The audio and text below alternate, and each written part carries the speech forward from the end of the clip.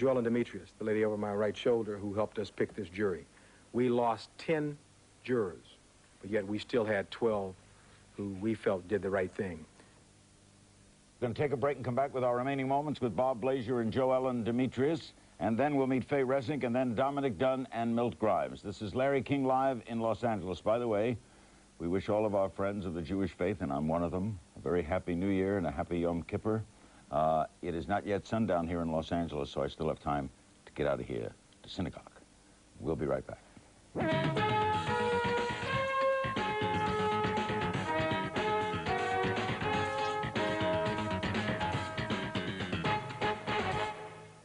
If it doesn't fit, you must acquit. In plain English, the glove didn't fit. She wants to say something or ask something or whatever to Johnny. Go. Yes, to my sweetheart. Johnny, we love you. You did an excellent job, and we're very, very proud of you. And you could tell your wife this is the one time I'm speechless. Carmelita, I love you. I love the family. I want to take a minute and say something, though.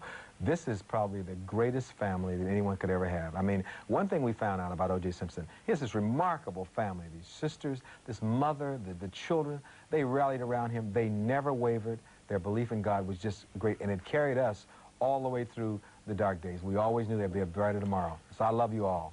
Carmelita, are you a little surprised at all the flack that Johnny's been getting? Yes, I am. I mean, he doesn't deserve this. Well, are you surprised that America is so divided on this decision? Yes, I am. You know, and I don't understand it. On a personal note, you were there when O.J. met his kids today. Well, I don't want to answer that. I just want to know what that was like. What were the children like? I mean, everyone's interested. That's human interest, Carmelita. It's well, be a reporter, Carmelita. No, but I think that's something O.J. needs to tell you. I mean, I don't want to get in on his story. Okay, fair enough. Okay? Thank you, Carmelita. Johnny, I just wanted you to know that we love you. You're a sweetheart, baby. Thank you very, very much. I very much appreciate that. Thank you. My love to everybody. Okay. Good. This is a very, very, very important Was lawsuit. O.J. always aware of this? Oh, yes. Whenever I got involved in something else, I always got his clearance. Back with our phone calls for Johnnie Cochran. He ain't going away after this. I feel we made our case. We proved beyond a reasonable doubt Simpson was guilty of these murders. The evidence shows that. I thought the evidence was very compelling and strong. I know the jury verdicts indicate the jury felt otherwise. I disagree with the jury. I ultimately have to respect what they did, but in a very strong sense, I disagree. How are you? I'm doing fine, and one, I want to thank you a lot, because so many of my friends have told me that you've been fair in hosting your show and bringing the points of view from both sides. I want to thank Mr. Calhoun for taking the time out of his life.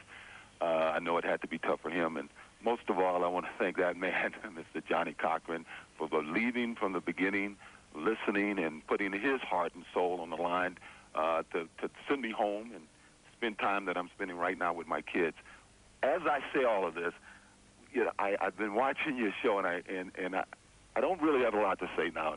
Pretty soon I'll have enough to say to everybody and hopefully answer everyone's questions. But one of your callers, a lady, called a minute ago, and she asked a question about a shadowy figure running down the driveway and across the lawn and into the front door. Let me say, to me, that's one of the problems. One of the problems I have in the day with people who followed this trial, they have not listened to the evidence. Marcia Clark said a person ran across the driveway. Marcia Clark has said that all along. That is not what Alan Park said. Alan Park said 15 feet roughly from my front door, which was me walking out of my front door, dropping my bags and going back in. He marked it. They put a display up, put an X. She asked him, put an X where you saw this person. 15 feet, never on the driveway, never coming down the driveway, never crossing a driveway.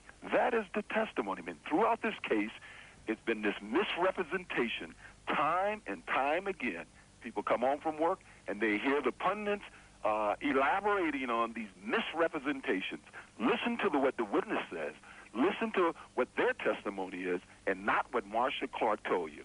So that was... Not what Darden told you, and that has been the big problem. Fortunately for me, the jury listened to what the witnesses said and not Marcia Clark's or Darden's or anyone else's rendition of what they said. So, miss, I didn't get your name. There was no shadowy figure coming down the driveway and going across the driveway. That's what Marcia Clark told you. That's not what Alan Park told you. O.J., how would you describe yourself as relieved, angry, what? A little bit of everything. I think my basic anger, and this is the last thing I'm going to say before I leave, my basic anger is these misconceptions. My basic anger is people I've heard said, I followed the case, I've heard experts say, this was the testimony today, and that wasn't the testimony today. There were so many times I went back to my cell and I watched TV, I go to my attorney room, I talk to my attorneys and some witnesses, and we say, were these experts looking at the same, or hearing, or they're in the same courtroom that we were in today? Did they hear the testimony today? Because what they were reporting on the news, what they were reporting on these various shows, was not what the witnesses were saying. And once again, that lady who called in, look at the testimony. Marcia Clark told you that. Alan Park did not tell you that. A couple quick things. I'll let you I got to go. All right, well, can you just tell us, what was it like with the kids today? What was it like with the kids? It's been great. It's been great. God Thank you. Thanks, soon, and I appreciate how fair you've been. Thank you. Thank you. God bless you, O.J. I guess from that, thanks, O.J., he will be making a statement. I gather he's going to come forward in some forum. I think he will be. Soon. His voice sounded very strong. Oh, yes. He has resolved. Nobody, none of the lawyers even, knew the facts as well as O.J. Simpson, as you just could tell. He knew the facts chapter and verse. Because he thought it was his life, and he knew those facts. He made sure we knew those facts. And so, doesn't sound too crazy about Marcia. Oh, I think he respects her, but he would always tell me how he felt they would twist the facts, and he's very right about that. There was a mark. This person, as I said, was only seen within 10 to 15 feet of the door going in, and he knows those facts. Walter, what? You could tell he wanted to tell and wanted to talk. It's very hard to remain silent. I ask these jurors, you ever been accused of anything falsely?